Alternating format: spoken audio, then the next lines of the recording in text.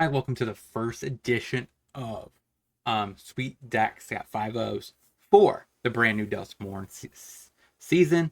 And we got one deck that's a little old, but from a little bit from late last season. But I still think it has great context for it today, just because it is, a deck that I think you could put some new cards in. So that's what we're going to be talking about today, because that's arguably this is one of my most watched series. So hopefully you guys enjoy these deck lists, most of which, like I said, are featuring brand new Duskmourn cards. So let's get into it. Before we do, make sure you smash that like button, subscribe, hit that bell so you're alerted for future videos. We're on our way to 2,000 subs. Let's get there together. Let's get into these deck lists.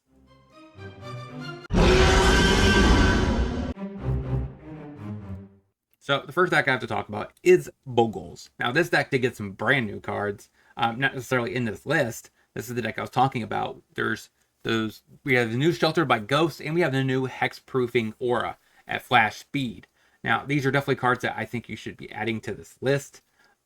Keep in mind this deck is playing Light Pulse in the board, which is kind of weird, which makes the Shelter by Ghost a little bit worse overall, but it's still reasonable. We do have Scout plus Admirer, so that's also pretty sweet in general. And we have a Toast as our 1-drop horde creatures. I will be featuring Bogles this season relatively early. Of course, Scout is not on Arena, so keep in mind I won't be playing that card. I'll be playing Admirer in his slot. Besides that, like I said, we have Staggering Insight for card draw. Lifelink, pretty good card in general. Boon as a way to give our stuff flying. All That Glitters for a little bit of a boost with our Ethereal Armor. Obsession to draw cards. A little bit of Scry action for from the Aquarian form. Then we have Cartouche of Solitary, so we get some extra sack fodder in case they edict us from a Liliana or something like that. 4 Audacities, so we can get a Trample, make her do big. And when it dies, we get to draw a card, which is nice to replace it. Cryptomancer is a nice 2-drop hexproofer. But it definitely is not like the best card by any means. But I'm not going to be featuring a deck this season that's banned like this one. It's going to be more Naya oriented, so keep that in mind. Sideboard though, we do have some Pick Your Poisons for Transmog, Creativity, anything like that with Atraxa. We have 2 slip out the backs against Sweepers, 2 Spell Pierces to protect our threats against, and also Tempo against Sweepers, and also, like I said, like Planeswalkers, pretty nice to get there, like a Liliana. We have 2 Rest in Peace for Graveyard Hate for Phoenix and Fang. 3 Hushbringers to stop stuff like Angels, because they stop their life gain, which you kind of need to do. You just need to hit them fast enough, and Hushbringer helps with that. And then we have Light Pulse. I'm assuming this is more for something like aggro or something like that, where you're not typically as worried about your creature dying. So you probably cut the visitors for him, or maybe a mixture of 2 visitors and a Myra for it.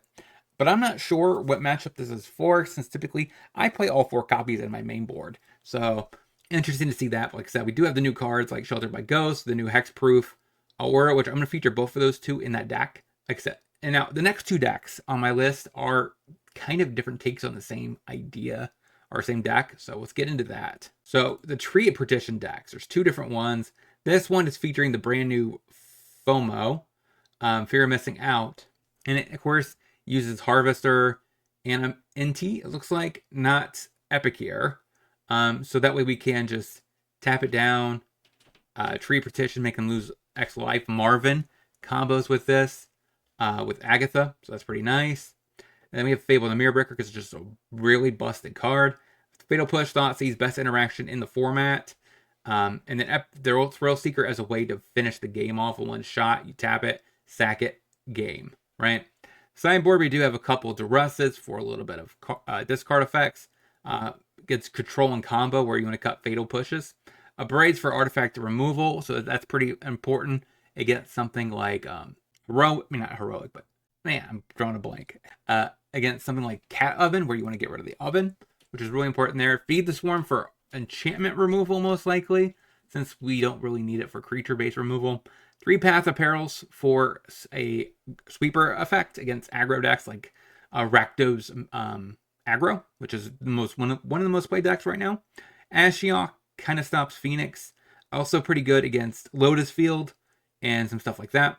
2 Voids, also for Graveyard Hate like Phoenix. Then we get to play Jengatha on the board. So this is the first take of Tree of Partition. Let's get into the next list.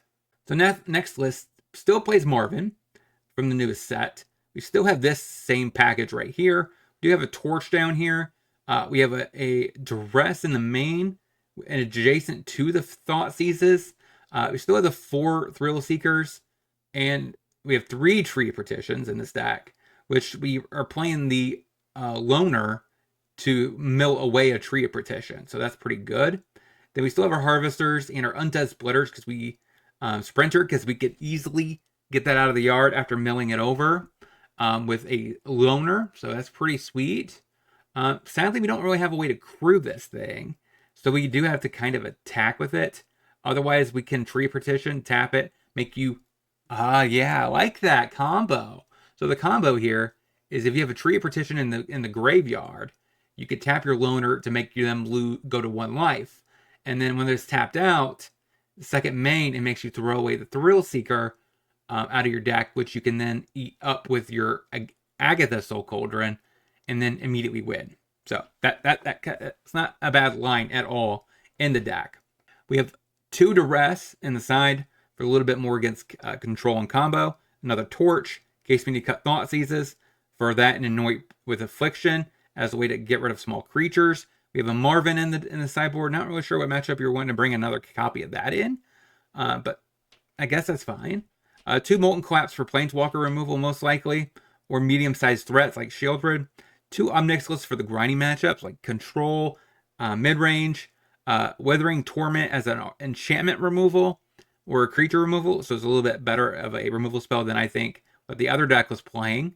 Then we have 2 Extinction Events for Mono Green and Aggro, and Hijitsu Consumes All, also good against Cat Oven and stuff like that, and aggro, like Convoke, stuff like that. And of course, we still got a Jag in the side. So that's not a bad way of toolboxing your deck to perform quite well in the current meta. So we got 2 more decks to talk about. Let's get into them. So next on my list is a deck I will be featuring in a few weeks.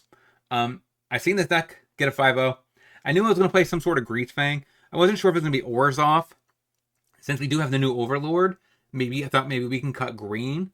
But then I seen this list, and I was like, holy crap, you're playing Say Its Name with it? Greasefang? I'm sold. I'm in. I want to test this deck. So, in a couple weeks, expect this Abzan midrange, or Abzan Fang deck to be featured on the channel, because I have it on my docket, and I already have it on Arena.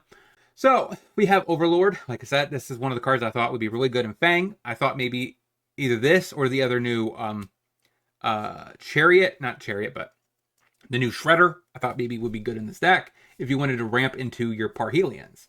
But in this case, I thought Overlord could be a good reason to be Orzhov, because you actually have a good self-mill card in black now, and you maybe don't need green for that. So I thought maybe that could be a possibility, but yeah, so that's a great addition. It also is an alternative win con, because it's just, if I'm in a 5-5, if you stop my graveyard, I just go with this plan. And then we have our normal pieces like Thoughtseize, Bitter Triumph to throw away a Sky Sovereign or our Parhelions, which is quite nice. Then we have Informant also to do the similar thing. And then, of course, we have our package of 4 Chariots, 4 Parhelions, and 1 Sky Sovereign for our vehicle package. Weirdly enough, I kind of wanted to see it. Maybe I want to adjust it slightly. Instead of the Fly Trap, maybe I want to try, even though this deck does do a good job of getting Delirium, maybe I want to try the new vehicle removal spell in that slot. Let me know in the comment section if you think that would be a good idea or not.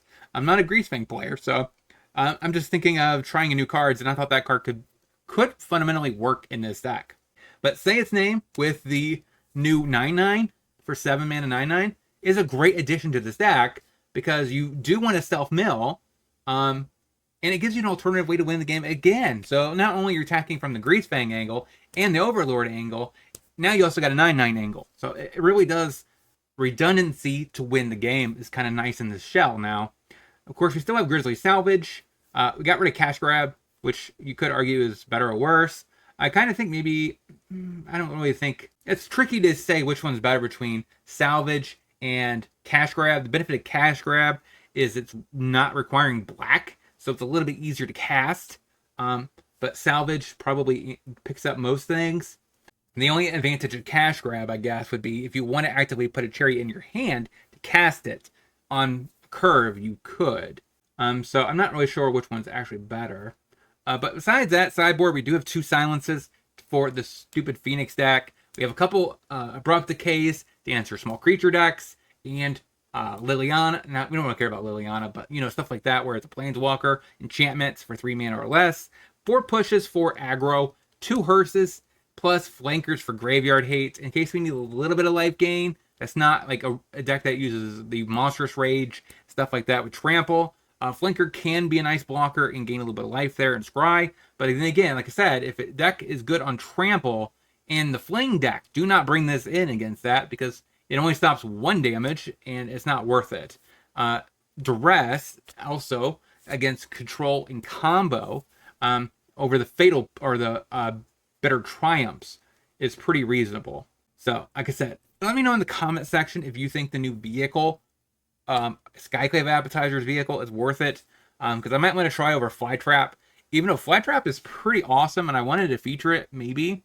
Depending how consistent we can get Delirium online. And this deck is a very good deck to pick to get Delirium consistently. So, we have one more deck to talk about, featuring brand new Duskmourn cards. So last but not least is the deck that everyone probably figured would be last, and that is our Yorion version of Incarnation. This deck picked up 2 Overlords of the red one, 4 green ones, so that way we can get it down turn 3, up the Beanstalk into the green Overlord, draw a card, and you drew 2 cards at that point and got a land.